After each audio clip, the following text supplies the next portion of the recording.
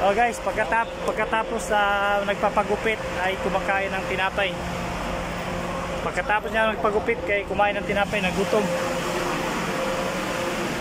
Nagutom yung kasama namin.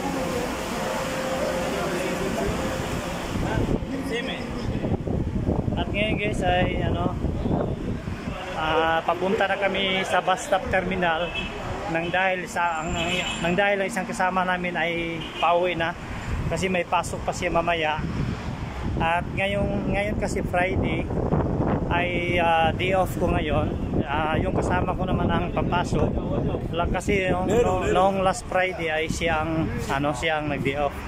At ngayon siya na naman ang nagtatrabaho, ako naman ang day off.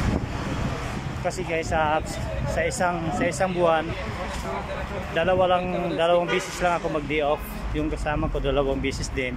Sa isang buwan ay magpalitan kami. Halimbawa ngayon ay Friday, day off ko. Yung kasama ko ang papasok. Next Friday ako naman ang papasok, siya naman ang mag-day off. At ito yung isang kasama ko, si BM Tire from Bangladesh. Ada DC Bay. Thank you guys.